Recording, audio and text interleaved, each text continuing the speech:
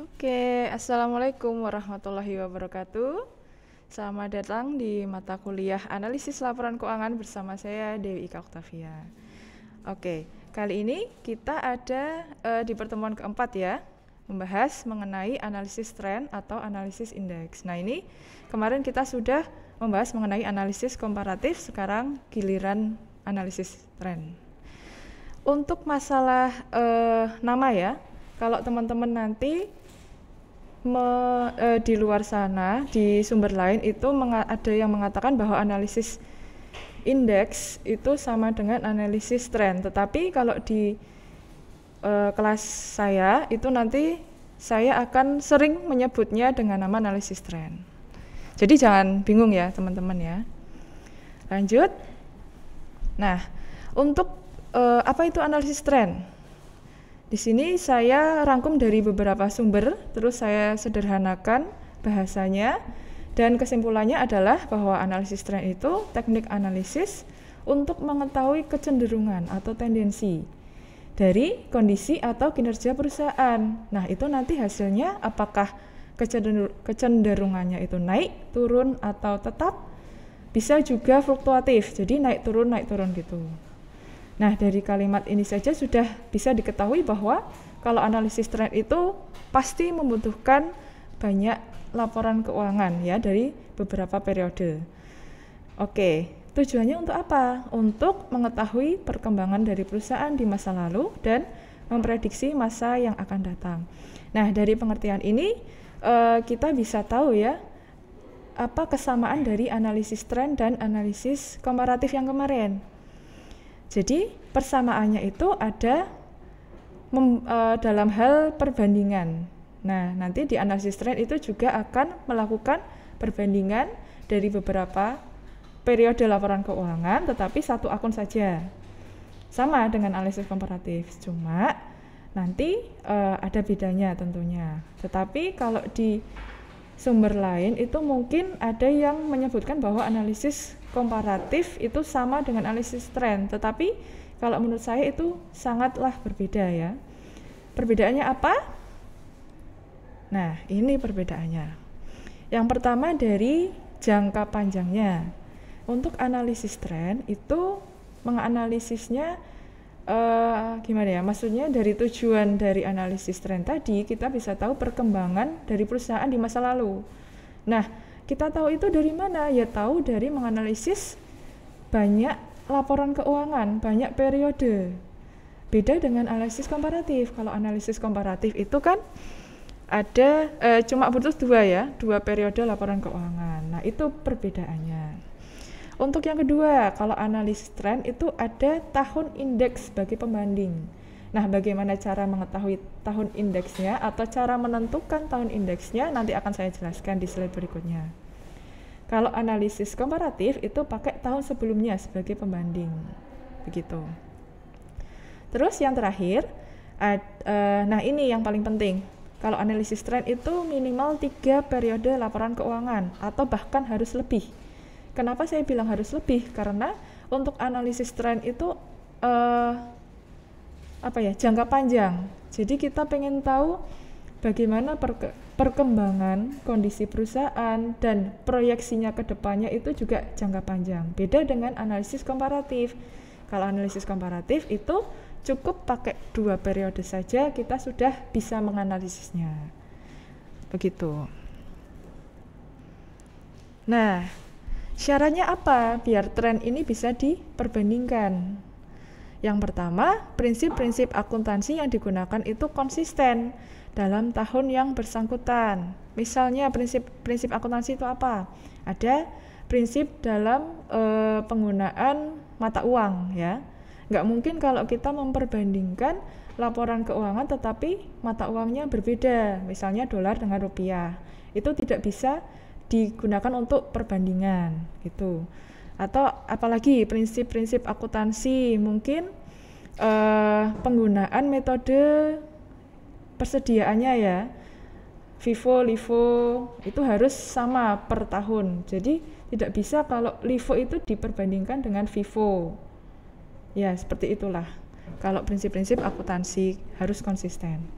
Nah, untuk yang kedua itu syaratnya harus menggunakan angka indeks. Nah, angka indeks di sini untuk analisis tren ya itu ada dua. Jadi maksudnya angka indeks dasar dan indeks periode berjalan. Nah, ini penjelasan mengenai angka indeks. Untuk angka indeks, apa itu angka indeks? Angka yang dipakai sebagai alat perbandingan. Nah, angka indeks itu wajib ya harus menggunakan satuan persentase. Jadi kita nanti pakainya tidak menggunakan nilai lagi, tetapi pakainya persentase, dalam bentuk persentase. Nah, di sini ada angka indeks itu ada dua ya. Yang pertama indeks periode dasar dan indeks periode berjalan. Untuk periode dasar itu, nah ini untuk yang periode dasar ini yang akan dinyatakan dalam angka indeks 100%. Misalnya kita akan menganalisis tren dari tahun 2015 sampai tahun 2020. Nah, bagaimana cara kita menentukan angka indeks dasar? Kita tentukan angka indeks dasar itu adalah di periode yang paling awal yang akan kita analisis. Misalnya kalau tadi dari tahun 2015 sampai tahun 2020 berarti kita tentukan bahwa periode yang menjadi angka indeks dasar yang akan dinilaikan 100% itu di tahun 2015. Jadi nanti di laporan keuangan, misalnya laporan posisi keuangan, itu ada akun kas, ada akun piutang, persediaan dan lain sebagainya, yang di tahun 2015 itu dinyatakan semua dalam bentuk 100%. Seperti itu.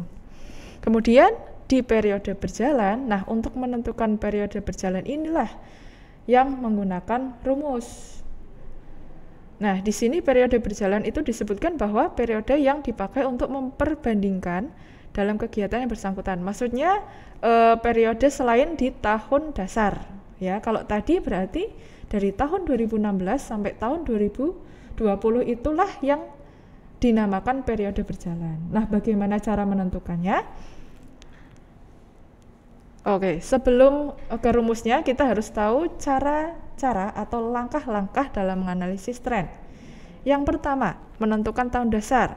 Seperti yang tadi ya, kita sudah tentukan bahwa tahun dasar itu tahun 2015. Tahun 2015 itu kita nyatakan semua dalam 100%. Selanjutnya, langkah yang kedua, menghitung angka indeks tahun lainnya. Nah, inilah nanti yang menggunakan rumus. Bagaimana cara menentukan? Nah, ini adalah rumus dalam menghitung indeks tahun berjalan. Nah, caranya gimana? Indeks tahun berjalan itu pakai angka pos tahun berjalan dibagi dengan angka tahun dasar dikali 100%. Contohnya ya. Contohnya kita mau tahu akun kas di tahun 2016 itu berapa persen? Nah, caranya akun kas tahun 2016 itu dibagi dengan akun kas di tahun 2015 sebagai angka indeks tahun dasar dikali 100%. Dan itu seterusnya sampai tahun 2020 dan di akun yang lain, tidak hanya kas. Seperti itu. Oke, untuk langkah yang ketiga adalah interpretasi. Setelah kita menghitung berapa persen dari tahun 2016 sampai tahun 2020 nanti, misalnya di kas ya, sampai tahun 2020, itu kita interpretasikan kenapa, alasannya apa, dan bagaimana kok bisa, misalnya hasilnya ternyata semakin ke arah tahun 2020 itu semakin naik kasnya. Nah, itu kenapa? Jadi kita harus tahu alasannya kenapa dan ada masalah itu baik atau enggak gitu. Maksudnya untuk digambarkan dalam kondisi perusahaan itu kalau kasnya semakin naik itu bagaimana. Tentu saja kalau kita menentukan kita hanya melihat dari sisi kas saja kita belum bisa menentukan ya. Kita harus bisa melihat di akun-akun yang lainnya juga, misalnya di penjualan ya. Kalau kasnya naik, penjualan naik itu normal karena mungkin penjualannya itu penjualan tunai, jadi kasnya naik. Atau mungkin kita bisa lihat dari utangnya juga, utangnya semakin bertambah, otomatis kasnya juga bertambah, seperti itu. Nah, langkah yang keempat adalah memprediksi arah kecenderungan di masa yang akan datang. Nah, bagaimana proyeksinya ke depannya? Tadi titik terakhir adalah di tahun 2020. Tahun 2020 itu dari tahun 2015 sampai tahun 2020 kita sudah tahu perkembangan kondisi perusahaan di masa lalu. Nah, untuk yang langkah keempat ini, coba dari data yang di masa lalu itu kita proyeksikan ke depan. Kira-kira dengan mempertimbangkan kondisi makroekonomi, seperti kalau di sini di tahun 2020 itu kan ada pandemi. Nah, kita juga harus tahu bagaimana kalau misalnya pandemi di tahun 2021 itu masih tinggi, itu nanti arah kecenderungannya bagaimana, dan bagaimana kalau misalnya karena sudah ada vaksin ya, sudah ada vaksin, otomatis optimisnya kasus COVID ini kan menurun. Nah, itu arah misalnya di akun penjualannya, arah penjualannya beberapa tahun ke depan itu bagaimana, kecenderungannya bagaimana, apakah meningkat atau berkurang atau fluktuatif. Nah, itu tujuan dari analisis tren ya. Dan yang terakhir adalah menyimpulkan hasil dan memberikan rekomendasi. Tentunya sama dengan analisis yang lain seperti komparatif kemarin. Si analis itu juga harus menyimpulkan hasil analisisnya bagaimana, terus diserahkan ke pihak manajemen untuk dilakukan pengambilan keputusan. Dan analis ini juga punya hak untuk memberikan saran kepada manajemen. Ini loh solusi dari masalah yang ada di perusahaan selama ini gitu. Tetapi tetap kewenangan ada di pihak dari manajemen. Nah, oke. Mungkin untuk teorinya segini saja ya. Tetapi kalau nanti praktek kita di kelas ya, kita nanti misalnya saya akan memberikan kasus perusahaan, mungkin perusahaan dagang ya, nanti kita coba analisis beberapa tahun ya, coba kita interpretasi. Tentu di sini ada interpretasi khusus dan umum juga ya, kayak kemarin per akun, dan juga kesimpulannya bagaimana, terus memberikan saran masalah perusahaannya bagaimana dan rekomendasinya apa untuk manajemen. Nah, itu nanti kita coba praktekkan di kelas ya, teman-teman. Oke, mungkin cukup sampai sini untuk materi analisis tren. Sampai ketemu ya di kelas, nanti kita praktek. Sampai jumpa. Terima kasih atas perhatiannya. Wassalamualaikum warahmatullahi wabarakatuh.